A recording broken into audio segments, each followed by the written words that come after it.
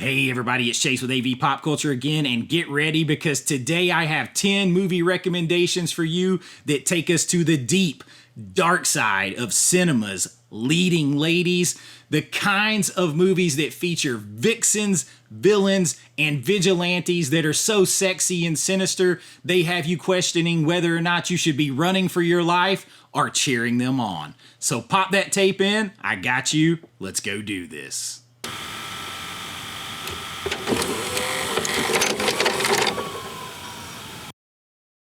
All right, so vixens, villains, and vigilantes, from femme fatales to dangerous damsels who don't need any rescuing, here are 10 seriously sexy, sinister, and badass women in lead roles, so buckle up because this one hits back. All right, so I have a little fun thing to do with each one of these movies. I checked all these out again, and I kind of came up with my own tagline for each one. So we're going to throw that in just for a little bit of fun. But let's kick this list off at number 10 with 2019's Ready or Not. Now, this one stars Samara Weaving as Grace, who starts out as the blushing bride marrying into a creepy old money family, and she ends up the night covered with blood and fire. But what makes her character Grace such a standout in this movie is the transformation.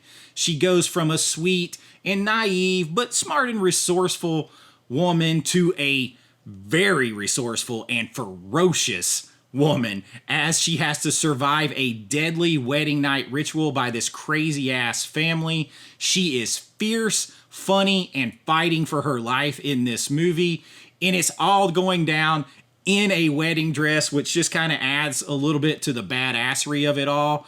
I mean, this one kind of launches Samara Weaving, who we haven't heard the last of on this list, into a modern horror icon. This is a very underrated movie and a wild ass trip. For the tagline on this one, I came up with, "She came for the honeymoon. She left with a body count." Number 10, Ready or Not. Now, coming in at number 9 on this list is one that a lot of you are going to know well. These movies featuring this actress tend to be very graphic, and that is thanks to her husband. We are talking Sherri Moon Zombie and Baby Firefly, specifically in The Devil's Rejects from 2005. So this is Rob Zombie's depraved road movie, stars my friend who started my movie, Bill Moseley, but he is not the topic here. We are talking Sherri Moon Zombie, who turns Baby Firefly into a sadistic giggle monster of a nightmare. She is very seductive, especially at first, to anyone that she meets, but that's the way that she gets you. She sort of uses her charm to come first, and then second, she's coming with a knife, as this whole family does. There is a twisted, magneticism to her in this character. She's not just a villain. She kind of enjoys every moment of being bad, as does the whole family, which is sort of the concept throughout this trilogy of starting from A House of a Thousand Corpses, Devil's Rejects, 3 from Hell. It is just this sadistic family that enjoys torturing, murdering, and just genuinely being crazy. I mean, there's really no other way to say it. So they all enjoy what they're doing. They can literally kill you and have an ice cream cone and laugh about it. She has that look about her, though, that draws you in, but she's also dangerous. Dangerously fun are these movies, but man, they are not for the faint of heart. Very graphic. The tagline on this one is, "She's sugar, spice, and you'll never see the knife coming." And while you might not see the knife coming, though, if you know Rob Zombie, chances are you probably are going to see her bare ass. Devil's Rejects, Baby Firefly, coming in at number 9. Now, at number 8, we go to Charlize Theron and her character Lorraine in 2017's Atomic Blonde. It is Berlin. It is 1989. I dig me some 80s. The wall is about to fall. Mr. Gorbachev tear down that wall. And every spy in the city wants the same list of double agents, and that's where Charlize Theron's Lorraine Broughton is MI6's deadliest operative. She's sent to recover that list before it's sold to the highest bidder. She does so by navigating a web of double crosses, seduction, and in just crazy brutal fights. I often say this is John Wick's mom, because that's what it feels like, because it's set back in the 80s. It feels like you're watching a John Wick movie with Charlize Theron in the lead. This thing has one of the best stairwell brawls in modern cinema. A very crazy sequence in this. It's set all against the neon glow of 1980s Berlin, and it mixes the brutal hand-to-hand combat with all of her cool seduction. There's sex scenes, there's nudity. It doesn't shy away from all of it. It throws it all in, but her character is always in control. Whether she's breaking bones or dealing with the double crosses, or she's rocking that trench coat like it's some kind of body armor. The tagline on this one, she's the reason the Cold War got hot. Atomic Blonde from 2017 checks in at number 8. Now, number 7 on this list is one that I love, but not everybody does.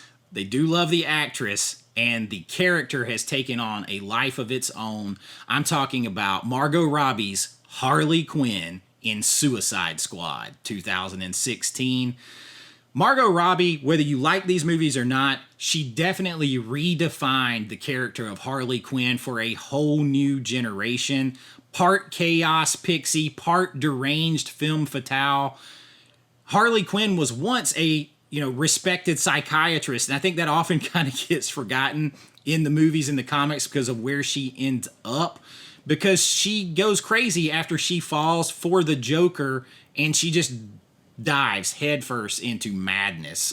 He does help kind of literally push her over the edge. She is the unpredictable wild card of Task Force X, which is a group of anti-heroes and villains assembled to save the world from even worse villains. And now she is armed with not only her crazy madness, but a baseball bat and a grin that spells trouble for every guy and everyone around her. She is extremely unpredictable, but also very playful and unquestionably untamed. And that part comes across really hardcore in the movies. She's as likely to fight you or flirt with you. You don't know. It's kind of like a dealer's choice each time. But she'll make sure that she's smiling and going crazy and laughing and giggling while she's taking you down. Margot Robbie made Harley Quinn electric and identifiable by the masses. And her playful, violent, and completely in love with a thrill of destruction character kind of cements her place on this list. I actually enjoy this movie and recommend it more than other people, so maybe I'm the wrong one, but the tagline on this one, she's not here to save the day, she's here to wreck it. Margot Robbie, Harley Quinn, Suicide Squad, number 7. All right, coming in at number 6 is one that is pretty iconic because this actress helped make this movie a franchise to spawn tons of sequels. I'm talking about Kate Beckinsale. I'm talking about her character as Selene in Underworld 2003. Now, Kate Beckinsale's Selene is the ultimate leather-clad assassin. She is a death dealer, a vampire assassin who is kind of caught in this centuries-old war that may not be exactly what it's cracked up to be. She's sort of in the middle between two species, the vampires and the lichens, aka werewolves, and she uncovers a conspiracy that sort of could change the fates of both species, of both of these warring clans, and she's going to risk everything to uncover the truth. But she is so striking in this movie. She's so icy, cold, but beautiful. The pale skin, the power, the ferociousness, the leather outfit, it all kind of blends together. You totally believe this character, and she just captures the screen every time she is on it. She's not just sexy because of the look. It's sort of the confidence and the power, as she is like so proficient with not only her hands kicking ass, but firearms, all that kind of stuff. She doesn't know really where her loyalties lie. She's got to figure that out as she goes, and she's going to figure out she's going to have to kill to protect what she thinks is right. It's hot. It's full of action. Underworld, the whole series, Celine, Kate Beckinsale bringing her to life, absolutely top notch. The tagline on this one is, "In the War of the Night, she's the deadliest weapon." Underworld, 2003, checks in at number 6. Now at number 5, I promised you some more Samara Weaving, and here she is with 2017's The Babysitter. Now in this one, yeah, she's here again, I know, but that's because she's kind of like making a name for herself as these types of characters, particularly in modern horror. But in The Babysitter, she plays a babysitter named B, and she's cool, she's hot, she's funny, she's literally the dream babysitter who just so happens to be leading a devil-worshipping cult in her downtime. Just one little drawback. It's the crazy hot Matrix, right?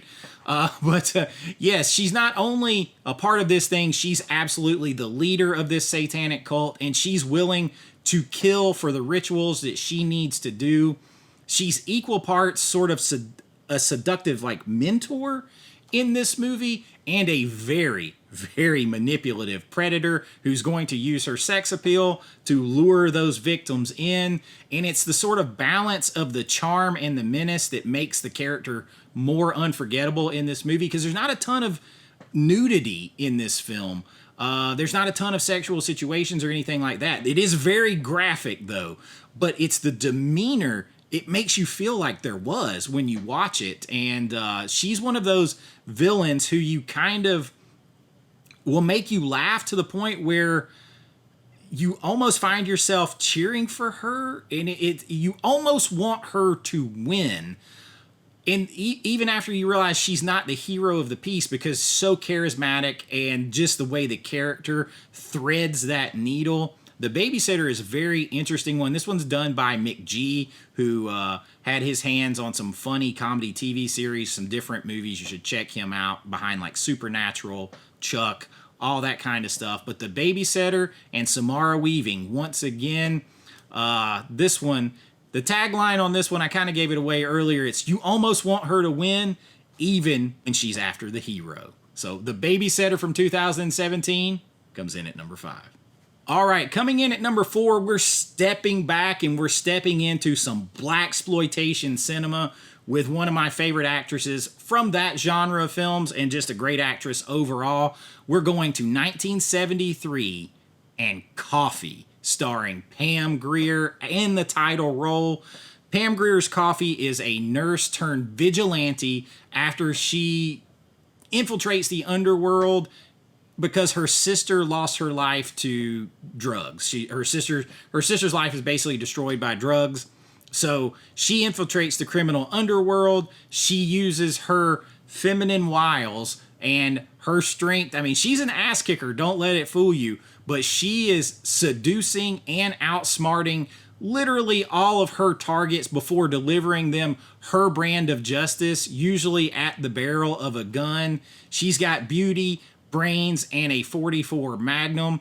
And this one kind of blends that blaxploitation genre with just the pure grit behind Pam Grier's character and the seductive nature of her character. And it kind of combines to make a very unstoppable force in this movie that you really can't take your eyes off of. The charisma there in the title role as Coffy is a righteous vigilante, is an absolute sensual, badass powerhouse. Pam Grier is a true queen of the 70s cinema, especially the blaxploitation. The tagline on this one is, she's got beauty, brains, and a bullet with your name on it. Pam Grier's Coffy from 1973 checks in at number 4. Now, number 3 on this list is one that I have talked about on this channel before, because I think it influenced a lot of people like Tarantino and others and other films, especially in this genre, and is just a well done film and a hell of a performance in the lead role by Christina Lindberg. I'm talking about 1973's thriller, A Cruel Picture. Now, this one was banned a lot. It still may be banned in some countries because it does have some very explicit scenes that are cut in to sort of drive home the point in this movie. But this is a Swedish cult classic that it really did turn Christina Lindberg into a symbol of revenge cinema. After she was sort of, think of a good way to say this, exploited and brutalized, she becomes mute. She can't speak. And then later on, she gets sort of the same thing happens to her again when she is grown. She gets kind of kidnapped into having to, perform these sex acts and be a part of that underground world. But all the time she's doing this and she's being brutalized, she is training herself to become a lethal assassin. So she's turning all of that trauma into a cold, calculated, and ruthless vigilante style payback. So when she finally strikes back, it feels personal, not just for her character, but for you watching it, especially with those extra explicit scenes cut in. It just makes you want to see her get that revenge even more. So when it does happen, the slow-mo, the way this all happens, every shot, every movement is so cold and calculated. It just makes it feel unforgettable and extremely tough to watch in some cases, but at the same time, you're cheering for this to happen. She stays silent. That adds something else to it. The vengeance is just bubbling under the surface, and she has these stone cold blank looks that are like 1,000-yard stares off into space, and you're just wondering, okay, who's she about to take out next? Christina Lindberg nails this. I have no doubt that it is the basis for things like Kill Bill and stuff like that. Since she doesn't speak in this movie, really, the tagline on this for me is she speaks with bullets and every word is vengeance. Thriller, A Cruel Picture from 1973, checks in at number 3. Now, coming in at number 2 is one that, in a lot of ways, maybe it's a little lighter, a little more fun. And we're going to 1998 for not one, but 2 Vixens in this movie who are definitely villains. And that is Wild Things. Now, we have Neve Campbell and Denise Richards in this movie as Susie and Kelly Van Ryan. Denise Richards plays Kelly Van Ryan. So this one gives you a double dose of the femme fatale energy. Set in very sweaty, sweltering Florida. They kind of really play up that sexy, sweaty, sultry heat. It's very much a neo-noir type movie that follows a very tangled web of seduction, blackmail, and betrayal. You have Neve Campbell playing the street-smart Susie, and Denise Richards, who is the sort of wealthy and manipulative Kelly, and they weave their little plot throughout this movie of seduction and deceit and betrayal that kind of, if you've never seen it, it's going to kind of keep you guessing to the end, and it almost feels like it ends a couple of times, like, oh, I got it figured out. No, it's different. Like I said, it's a very sun-soaked neo-noir type film, but it is filled with that sexy heat and sweaty energy that's just a very closeness of this movie. Lots of twists and turns. An all-star cast also featuring Kevin Bacon. You've got Matt Dillon in this movie. It is one to check out if you haven't. This one came out around the time I graduated high school, so we were all on it watching this one for our double dose of the femme fatale in this movie. Both women hide all kinds of sexiness and secrets, and you wouldn't think that 2 would-be high schoolers would be that sinister, but yeah, they are. The tagline for this one is, in this game of desire and deceit, they never lose. Wild Things, starring Neve Campbell and Denise Richards, comes in at number 2. And at number 1 on this list, there could be no question when I set out to make this list. We are going to 1992. We are going to Sharon Stone's Catherine Trammell in Basic Instinct. Now, this one pairs an iconic femme fatale with one of my favorite directors of all time, Paul Verhoeven. And Sharon Stone's Catherine Trammell is literally the gold standard for modern femme fatale characters. And she plays a best-selling novelist with a dangerous imagination and a body count, maybe, in more ways than one. Killing people and having sex with them. She is racking up body counts, and she plays this lethal game of cat and mouse with the police, particularly when Kirk Douglas's detective Nick Curran gets involved. He investigates Catherine, and she just basically toys with him and the audience because she is super elevated smart, and the movie makes that abundantly clear that she's not just sex all the time. She is that, but she is super scary smart. She uses not only that sexuality to kind of get what she's trying to do across in here and throw the police off, but maybe to hide what she is doing. And the infamous interrogation scene sort of encapsulates all that, where she crosses the legs, uncrosses the legs. It's maybe the most iconic power play from a woman in a sexual standpoint in cinema history. Like, I mean, she just controls the entire police station with that one moment. And the tagline on this one is, she doesn't just play mind games, she wins them. Basic Instinct, the gold standard of the vixens, villains, vigilantes, of these characters that are sexy and sinister.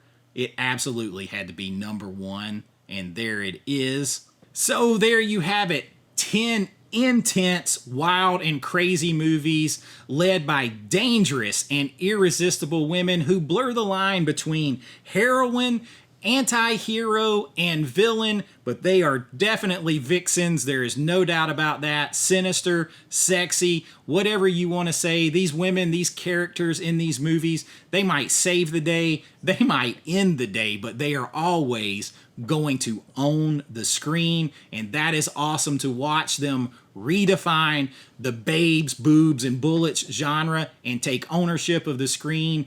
Very badass roles and iconic characters. So let me know, which one of these are your favorites? Did I miss some? Probably didn't miss them, but maybe only room for 10 on the list. So let me know some of your favorites. And if you enjoyed this, we do all kinds of things here. Physical media news, 4K reviews, big lists and recommendations like this. And we do it all from a fan and filmmaker's perspective. That's what I do. I make movies, and I love talking movies with you. If that sounds like your jam, then you can join and get your name and lights on every single video. You can do that at my Patreon link. Get behind-the-scenes videos, uncensored versions of these videos, and so much more, and it all helps support the channel. And until next time, be kind, rewind like always. This is Chase with AVA Pop Culture, and I'll see you real soon. Bye-bye. I know.